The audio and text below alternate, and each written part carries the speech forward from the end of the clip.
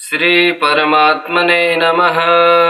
श्री विष्णु सहस्रनाम स्तोत्रम्। यस्य स्मरणमात्रेण जन्म संसार बन्धनात् विमुच्यते नमस्तस्मै विष्णवे प्रभविष्णवे। नमः समस्तभूतानामादिभूताय भूभृते अनेकरूपरूपाय विष्णवे प्रभविष्णवे। वैशम्पायन उवाच श्रुत्वा धर्मानशेषेण पावनानि च सर्वशः युधिष्ठिरः शान्तनवं पुनरेवाभ्यभाषत। युधिष्ठिर उवाच किमेकं दैवतं लोके किं वाप्येकं परायणं स्तुवन्तः कं कर्मचन्तः प्राप्नुयुर्मानवः शुभम्। को धर्मः सर्वधर्माणां भवतः परमो मतः किं जपन्मुच्यते जन्तुर्जन्म संसारबन्धनात्। भीष्म उवाच जगत्प्रभुं देवदेवमनन्तं पुरुषोत्तमं स्तुवन्नाम सहस्रेण पुरुषः सततोत्थितः। तमेव चार्यन् नित्यं भक्त्या पुरुषमव्ययम् ध्यायन् स्तुवन्नमस्यंश्च यजमानस्तमेव च। अनादिनिधनं विष्णुं सर्वलोकमहेश्वरं लोकाध्यक्षं स्तुवन्नित्यं सर्वदुःखातिगो भवेत्। ब्रह्मण्यं सर्वधर्मज्ञं लोकानां कीर्तिवर्धनं लोकनाथं महद्भूतं सर्वभूतभवोद्भवम्। एष मे सर्वधर्माणां धर्मोऽधिकतमो मतः यद्भक्त्या पुण्डरीकाक्षं स्तवैश्चर्नरः सदा। परमं यो महत्तेजः परमं यो महत्तपः परमं यो महद्ब्रह्मा परमं यः परायणम्। पवित्राणां पवित्रं यो मङ्गलानां च मङ्गलम् दैवतं देवतानां च भूतानां यो व्ययः पिता। यतः सर्वाणि भूतानि भवन्त्यादियुगागमे यस्मिंश्च प्रलयं यान्ति पुनरेव युगक्षये। तस्य लोकप्रधानस्य जगन्नाथस्य भूपते विष्णुर्नाम सहस्रं मे शृणु पापभयापहम्। यानि नामानि गौणानि विख्यातानि महात्मनः ऋषिभिः परिगीतानि तानि वक्ष्यामि भूतये। ॐ विश्वं विष्णुर्वषट्कारो भूतभव्य भवत्प्रभुः भूतकृत भूतभृद्भावो भूतात्मा भूतभावनः भूतात्मा परमात्मा च मुक्तानां परमागति। अव्ययः पुरुषः साक्षी क्षेत्रज्ञोऽक्षर एव च योगो योगविदां नेता प्रधान पुरुषेश्वरः। नारसिंह वपु श्रीमान् केशव पुरुषोत्तमः सर्व शिवस्त्राणुर्भूतादिर्निधिरव्यय। सम्भवो भावनो भर्ता प्रभव प्रभुरीश्वरः स्वयंभू शम्भुरादित्य पुष्कराक्षो महास्मनः।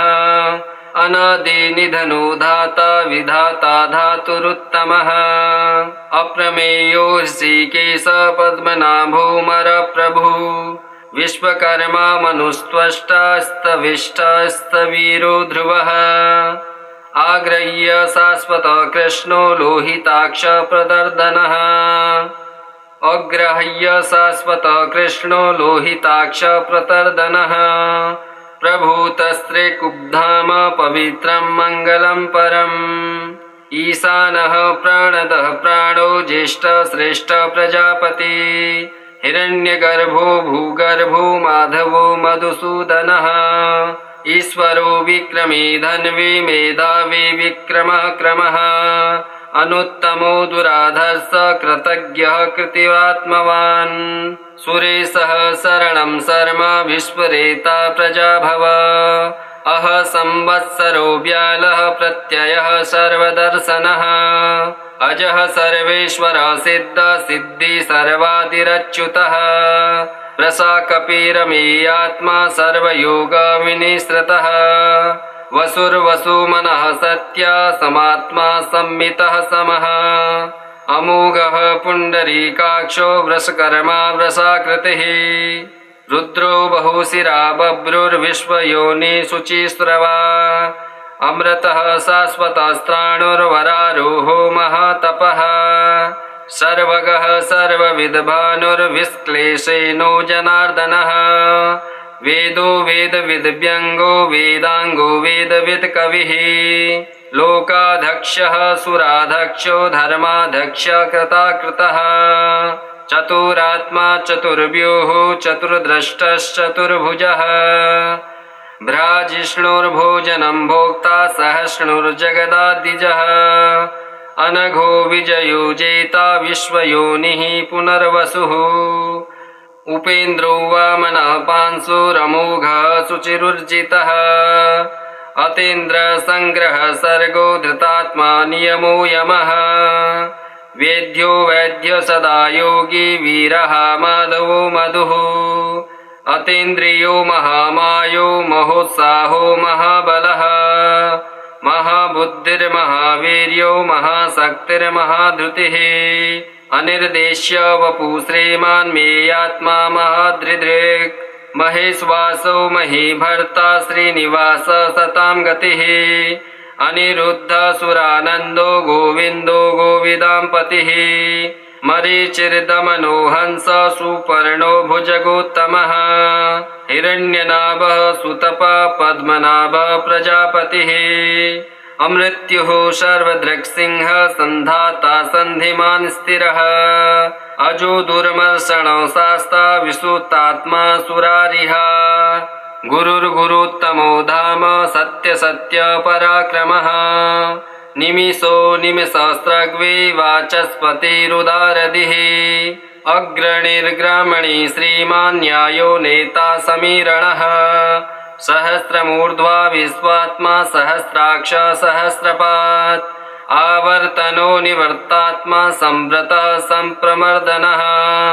अह संवर्तको वह्नि रनीलो धरणीधरः सुप्रसादा प्रसन्नात्मा विश्वधृग् विश्वभुग् विभुः सत्कर्ता सत्कृत साधुर्जह्नुर्नारायणो नरः असंख्येयो प्रमेयात्मा विशिष्ट शिष्टकृच्छुचि सिद्धार्थ सिद्ध संकल्प सिद्धिदः सिद्धिसाधनः वृषाहि वृषभो विष्णुर्वृषपर्वा वृषोदरः वर्धनो वर्धमानश्च विभक्ता श्रुतिसागरः सुभुजो दुर्धरो वाग्मी महेन्द्रो वसुदो वसुः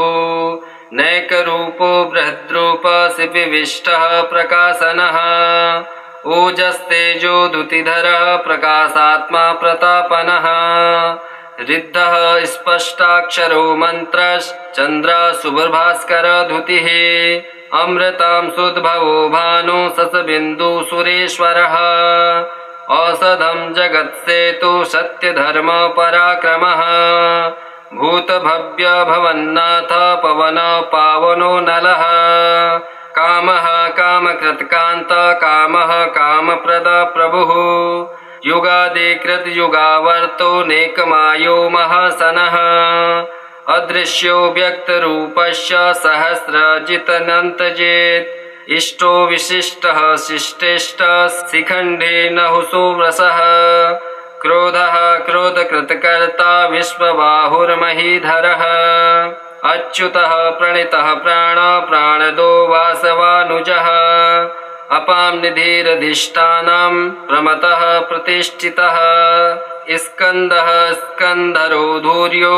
वरदो वायुवाहनः वासुदेव बृहद्भानु राधिदेव पुरन्दरः अशोकस्तारणस्तार शूर शौरिर्जनेश्वरः अनुकूल सतावर्त पद्म पद्म निवेक्षणः पद्मनाभो रवीन्द्राक्ष पद्मगर्भ शरीरभृत् महर्धिर्रिद्धो वृद्धात्मा महाक्षो गरुडध्वजः अतुलः शरभो भीम समयज्ञो हविर्हरिः सर्वलक्षणलक्षण्यो लक्ष्मीवान् समतिञ्जयः विक्षरो रोहितो मार्गो हेतुर्दामोदरः सः महीधरो महाभागो वेगवान्मितासनः उद्भवः शोभनो देव श्रीगर्भ परमेश्वरः करणं कारणं कर्ता विकर्ता गहनो गुह व्यवसायो व्यवस्थान संस्थानः स्थानदो ध्रुव परर्धि परमस्पष्ट स्तुष्टपुष्ट शुभेक्षणः रामो विरामो विरजो मार्गो नेयो नयो नयः वीरः शक्तिमतां श्रेष्ठो धर्मो धर्मविदुत्तमः वैकुण्ठ पुरुषः प्राण प्राणदः प्रणव प्रथुः हिरण्यगर्भ सत्नोग्नो व्याप्तो वायुरधोक्षजः ऋतु सुदर्शनः काल परमेष्टि परिग्रह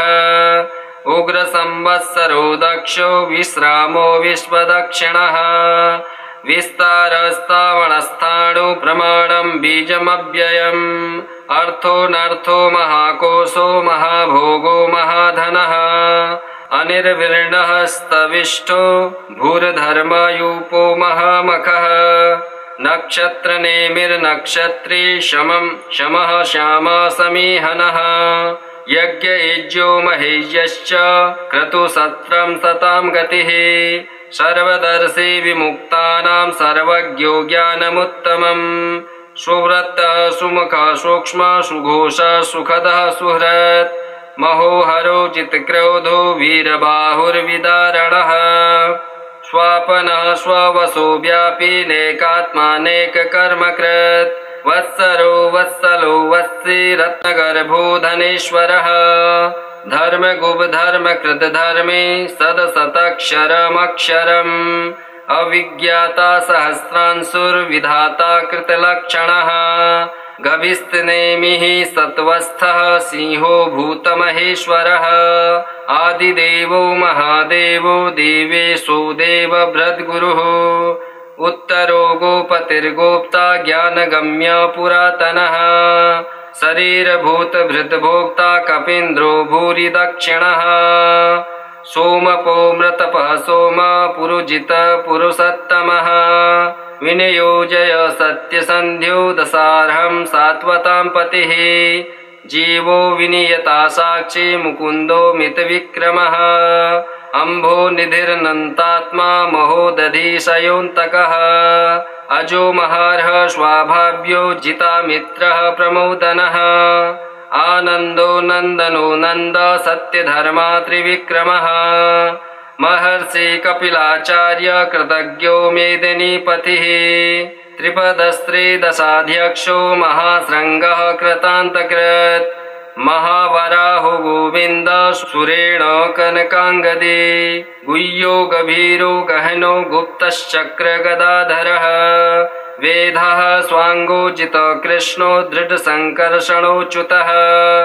वरुणो वारुणो वृक्ष पुष्कराक्षो महामनः भगवान् भगवानन्दे वनमालाहलायुधः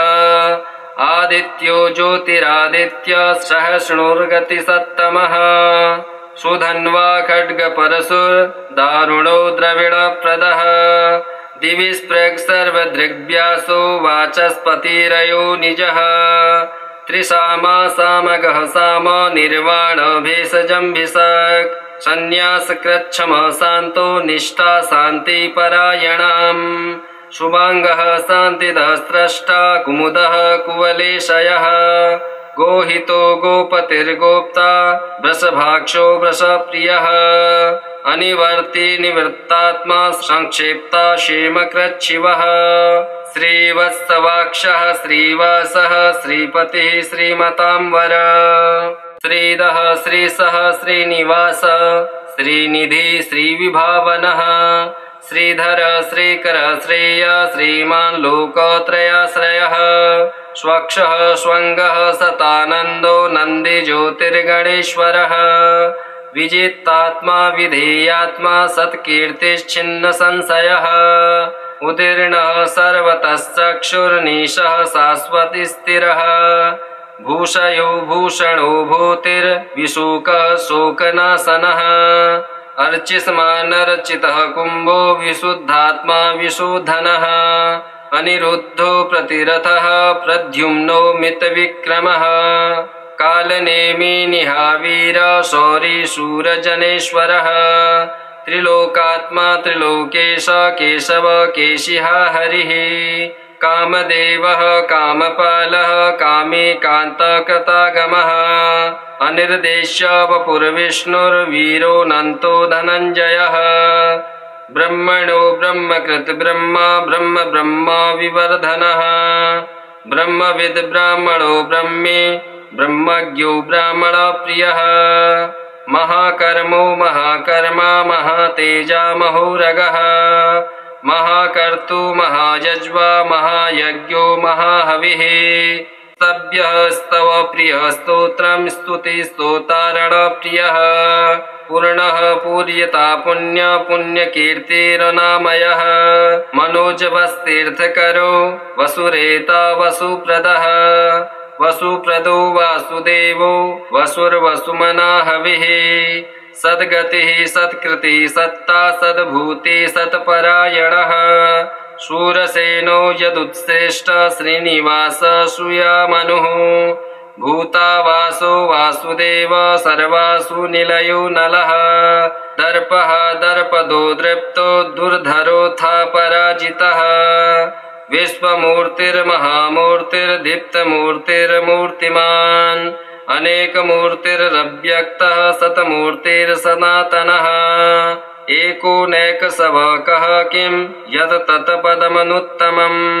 लोकबन्धुर्लोकनाथो माधवो भक्तवत्सलः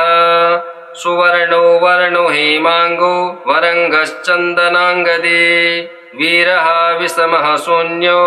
घृताशीरश्चलश्चलः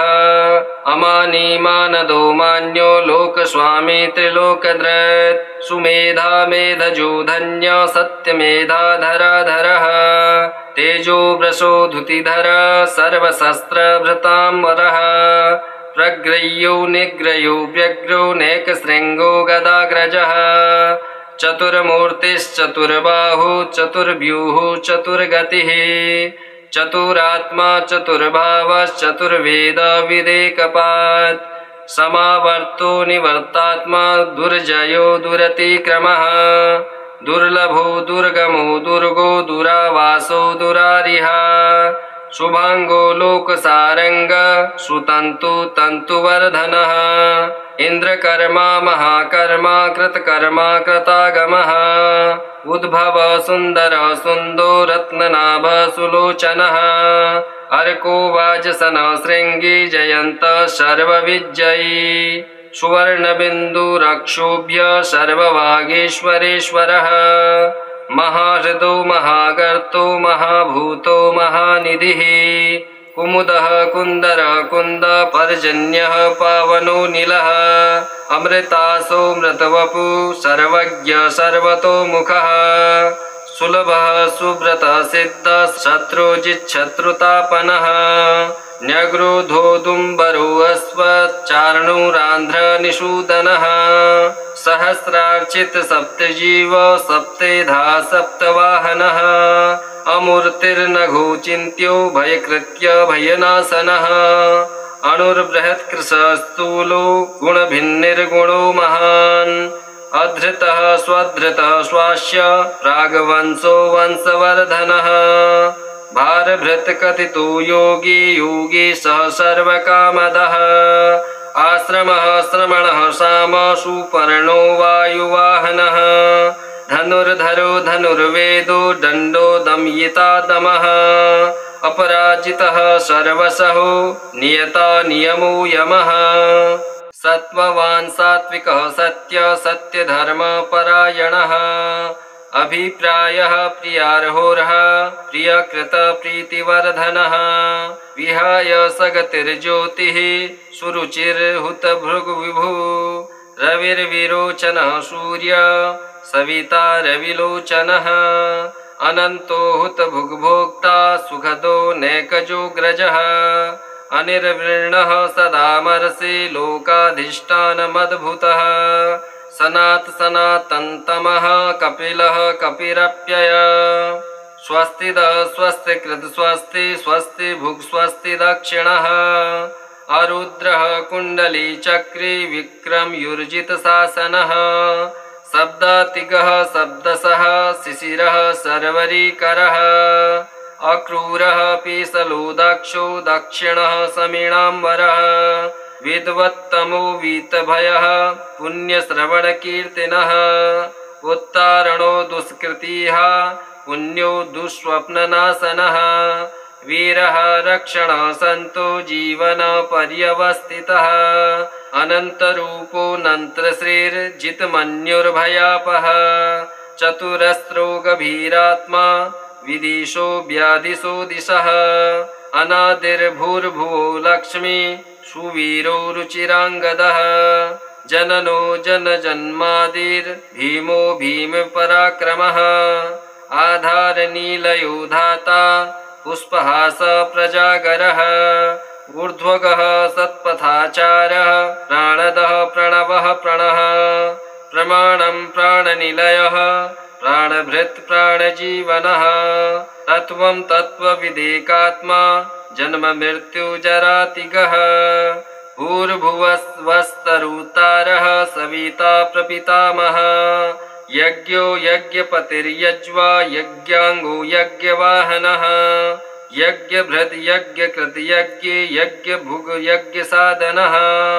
यज्ञान्तकृत यज्ञुय्य मन्नमन्नाद एव च आत्मयोनिः स्वयं जातो वैखानः सामगायनः देवकी नन्दनष्टष्टा क्षितिशः पापनाशनः शङ्खभृन्नन्दकी चक्रे सङ्गधन्वा गदाधरः रथाङ्गपाणि रक्षोभ्य सर्वप्रहरणायुधः इतीदं कीर्तनीयस्य केशवस्य महात्मनः नाम्नां सहस्रदिव्यानां शेषेण प्रकीर्तितं य इदं शृणुया नित्यं यस्यापि परिकीर्तयेत् नाशुभं प्राप्नुयात् किञ्चित् सौमुत्रेह च मानवः वेदान्तगो ब्राह्मणः स्यात् क्षत्रियो विजयी भवेत् वैश्यो धनसमृद्धिः स्यात् क्षुद्रं सुखमवाप्नुयात् धर्मार्थी प्राप्नुयात् धर्ममर्थार्थी चार्थमाप्नुयात् कामान् वाप्नुयात् कामी प्रजार्थी प्राप्नुयात् प्रजाम् भक्तिमान् यः सदुत्थाय शुचिस्तद्गतमानसः सहस्रं वासुदेवस्य नाम्नामेतत् प्रकीर्तयेत् यश प्राप्नोति विपुलं ज्ञाति प्राधान्यमेव च अचलां श्रियमाप्नोति श्रेयः प्राप्नोत्यनुत्तमम् न भयं कश्चिदाप्नोति वीर्यं तेजस्य विन्दते भवत्यरोगो दुतिमान् बलरूपगुणान्वितः रोगार्तो मुच्यते रोगात् बद्धो मुच्येत बन्धनात् भयान्मुच्येत भीतस्तु मुच्येतापन्न आपदः दुर्गाण्ययतिरत्यासु पुरुषः पुरुषोत्तमम् स्तुवन्नाम सहस्रेण नित्यं भक्ति समन्वितः वासुदेवाश्रयो मर्त्यो वासुदेवपरायणः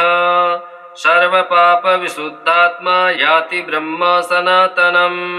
न वासुदेव भक्तानां शुभं विद्यते क्वचित् जन्म मृत्यु जरा व्याधि भयं नैवोपजायते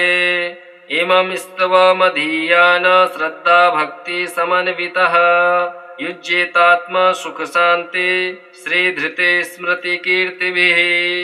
न क्रोधो न च मात्सर्यं न लोभो न शुभामतिः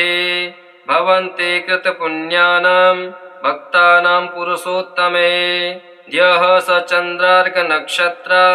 खं दिशो भूर्महोदधिः वासुदेवस्य वीर्येण विधृतानि महात्मनः ससुरासुरगन्धर्वं स्वयक्षो रक्षराक्षसम् जगद्वसे वर्ततेदं कृष्णस्य सच्चराचरम्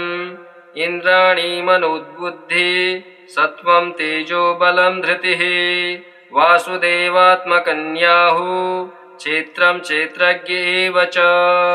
सर्वागमानामाचार्य